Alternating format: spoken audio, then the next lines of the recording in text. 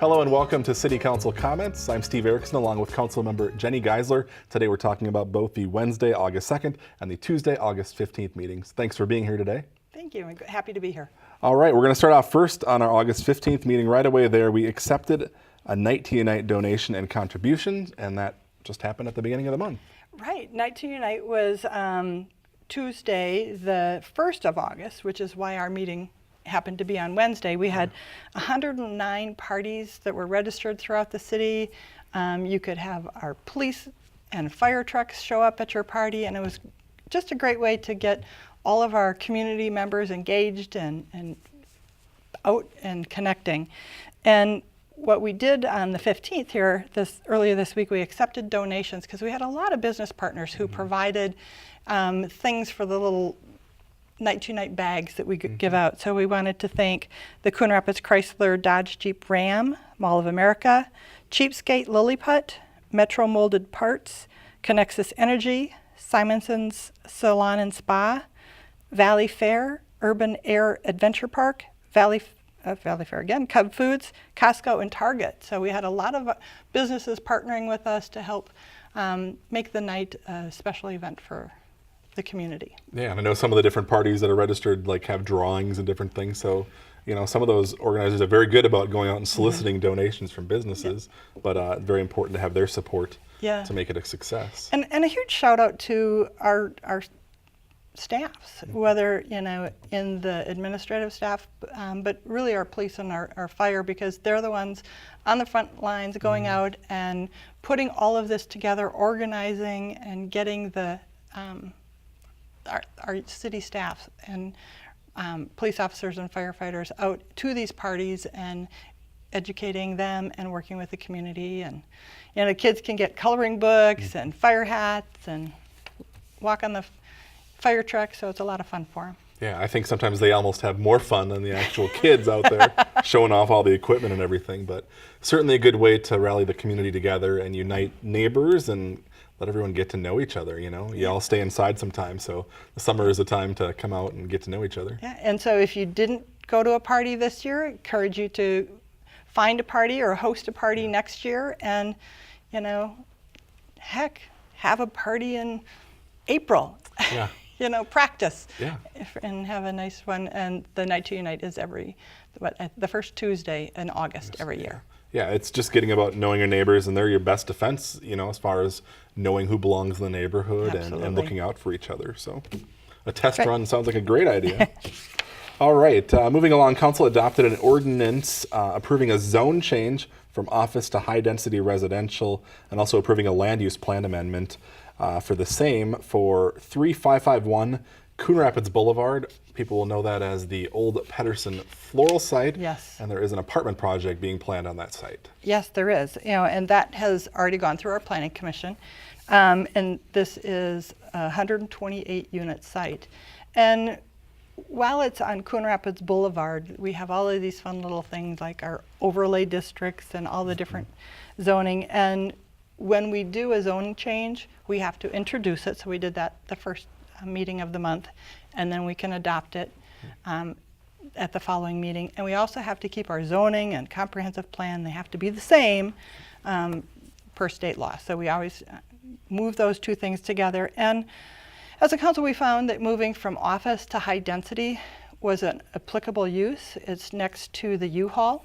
There are other apartments on that street. And future plans for the boulevard with what Anoka County is planning on doing would be to look at closing some of the mid-turn lanes, so you can only turn at the major intersections, which means that it's not going to be a viable office kind of use because they would need better access. But the right in, right out kinds of things will work for a residential. So we're excited about the project. And there's information online if you wanted to look at the Planning Commission. You could see what the site plan looks like. It's 128 units.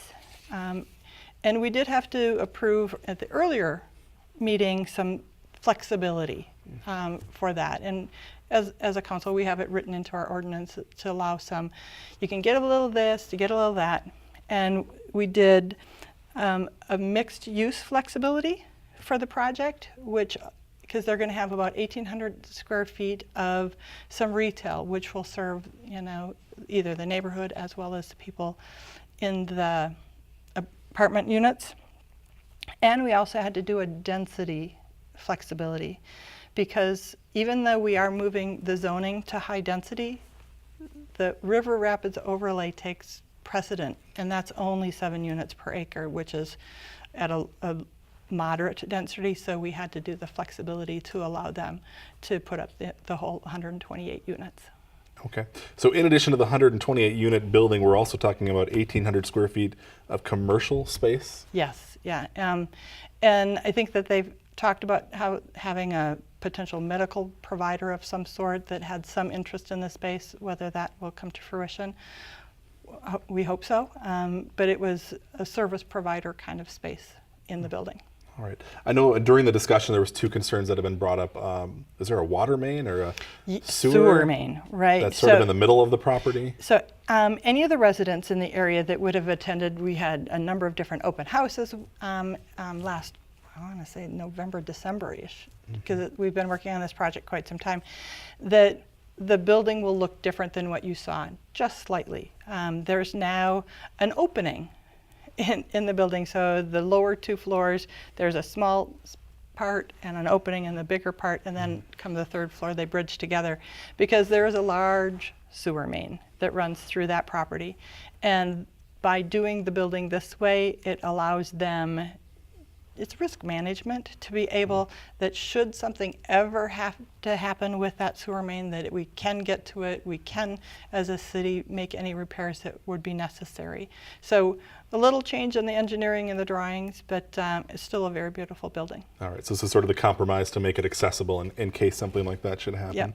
Yep. The other concern was the number of parking spots. Right, and so the building has underground parking and for the residents, and we were looking at how many spaces were there.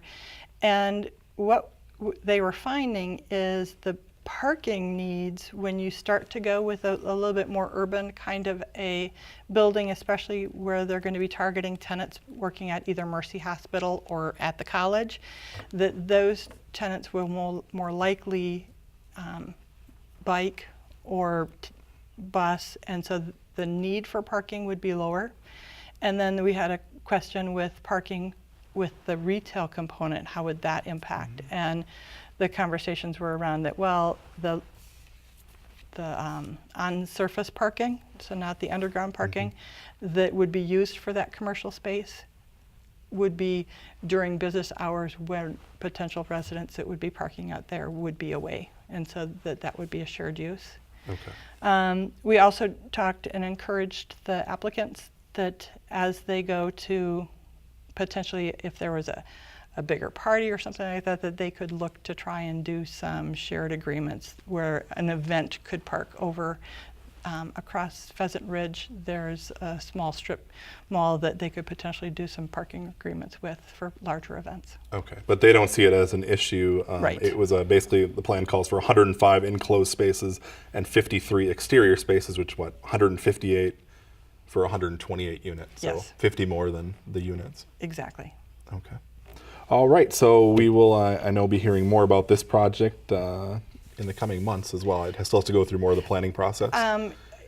It's really going through all of they have to adhere to any of our engineering, our public works and engineering team will put together some notes, and the county has some notes, and so once all of those pieces get put together, they would be able to start to pull permits. All right, and construction could begin. We'd be excited. All right, yeah, it'll be good to see Yep. something on that vacant site for sure. Yes. Moving along, Council approved an agreement with the U.S. Geological Survey for the Mississippi River stream gauge. I find this interesting because I've gone and looked on the National Weather Service's site looking for a gauge closer to the Coon Rapids Dam, and you can't find one. The closest is like Anoka or further downstream. Right. So if you watch Army Corps of Engineers for that, or NOAA, the National Weather, or the USGS, the real gauges that we've got are closer to St. Cloud or on the other side of the dam. Well, on the other side of the dam isn't really relevant for those people in the houses, properties north of the dam. Yep. And when you look at St. Cloud, that doesn't give us enough information. And so the USGS has been talking about putting something there. So this will be actually mounted on the 169 bridge, the one that goes between Champlin and Anoka. And we've got a partnership with cities from the Hennepin County side as well as the Anoka County side.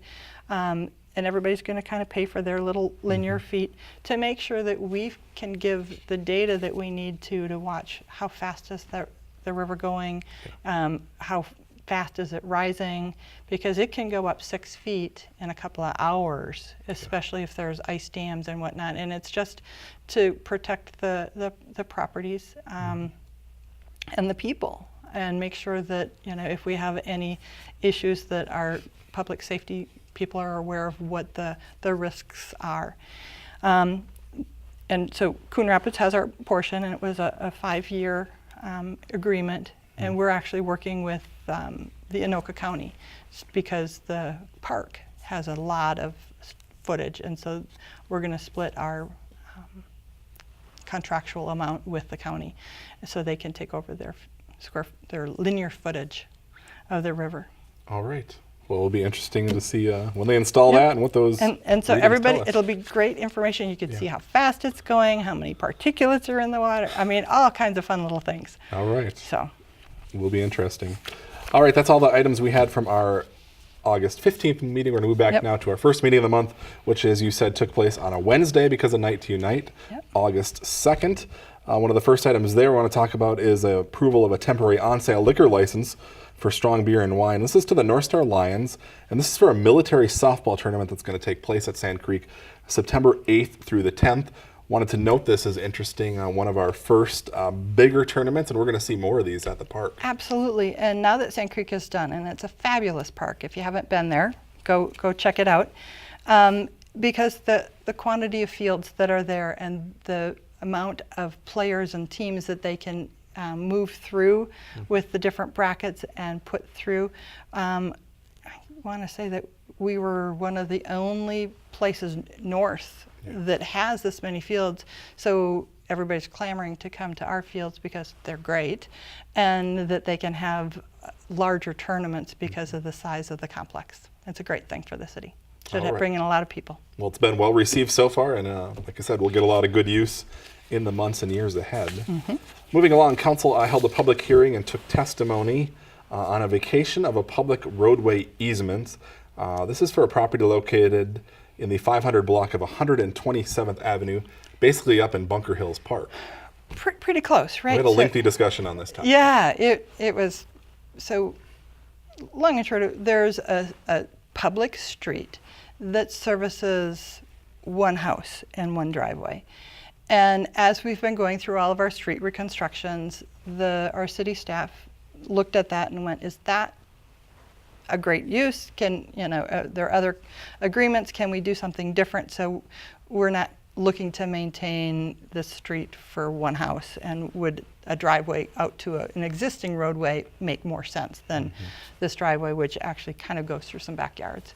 And to be able to approve this, it needed a supermajority, and it did not get the supermajority.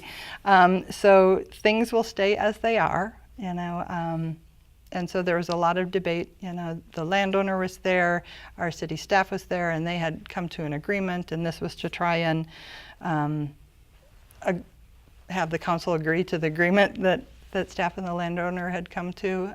But there were concerns about that agreement, that the driveway would have come across a trail, that the driveway would have gone to a county road, and that there were a number of people on the council that weren't comfortable with that, and because we couldn't come to agreement. So I think staff and the resident will have some more conversations. We'll maybe see this come back. If not, the city will just do the upgrade to the road as any other street in the city.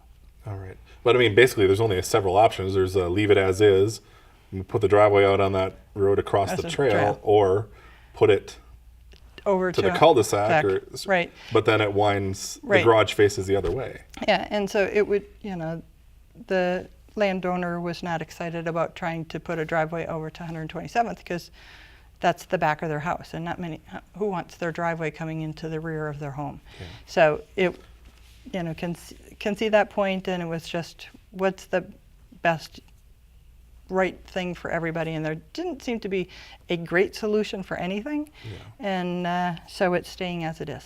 All right. Moving along, council adopted an ordinance, an amended one.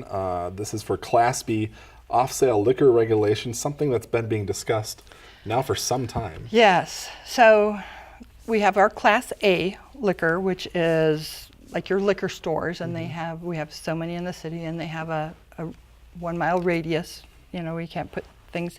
So at one point we created a Class B license, which was just for wine and beer. And this ordinance was to update that to put a square footage size to what kind of a retail use could there be that you could have an accessory or an additional use of liquor, and add not only wine and beer but liquor to the Class B.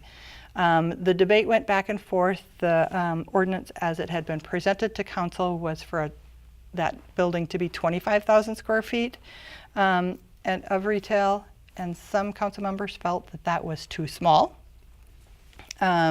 We also had a lot of debate over the word retail.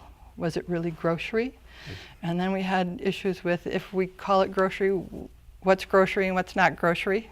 Because if you look at what you would typically see as a grocery store, let's say Cub Foods, there's a lot of things in the Cub Foods like greeting cards or paper plates that aren't food. So where is the line between grocery and non-grocery, and how many square feet, and how would we manage trying to enforce an ordinance? So we were trying to keep it simple and say, as long as the outside, the building was so many square feet, that would be what you could use, potentially have an accessory use of liquor, beer, wine, strong liquor.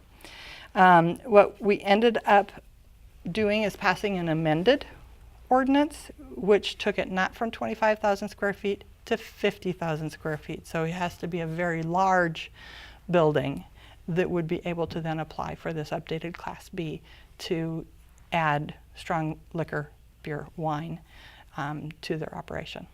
Okay. So basically at this point, as far as we know, Costco is the only business in town that this license would work for? Is my understanding, yes. Okay. I think Target possibly is that large, but it's very few places in town that would be that large that would be able to do it. And again, it would have to be, it's a separate entrance attached to that primary use, and it's separate checkouts and those kinds of things. So I envision that the council will still have a little bit more conversation. One of the precipitating factors for why we talked about it is, I know I hear about it, and I hear some of my peers on the council have heard from constituents about the need for grocery, more grocery. And right now, what we're hearing from the developers are, it's hard to attract grocery because we don't have the ability to do beer, wine, liquor for those grocery stores, and they need those licenses to be able to come here. And so because we didn't have any, they wouldn't come to our city. And so we're trying to make it more friendly for them to come.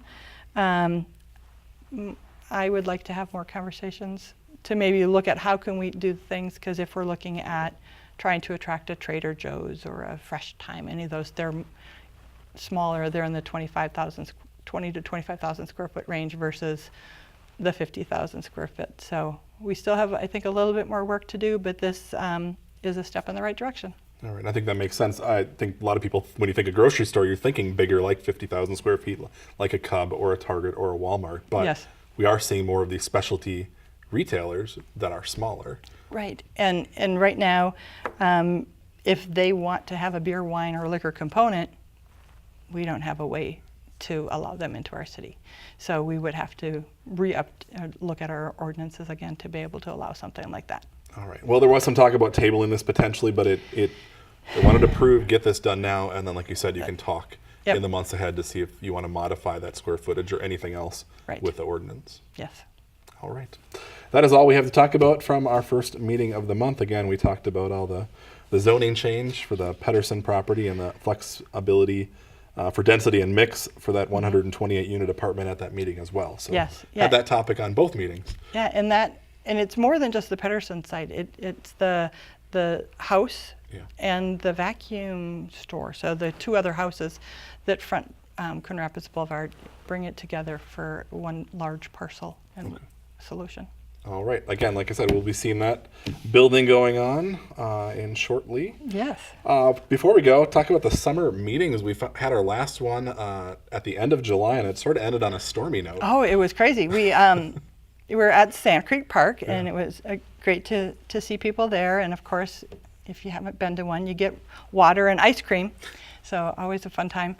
And we started a little early and tried to talk really fast because we had everybody, our police and fire chiefs were looking at the weather radar. Where is something coming? Can we get it done before we all get drenched? So it was a fun time. Yeah, and we thought it was coming in pretty quick, and then it sort of marched east instead. But we got that big wind gust to sort of pick up all our papers and blow them about. But like we said, we made it. It was fun meeting all the people out there. And again, it's something that the city is going to continue to do in the years ahead. Right. And so if you didn't get to one this year, maybe there'll be one in your neighborhood. And even if it's not in your neighborhood, you can still come to the meeting. It doesn't have to be in your neighborhood. And we bring all of the city staff.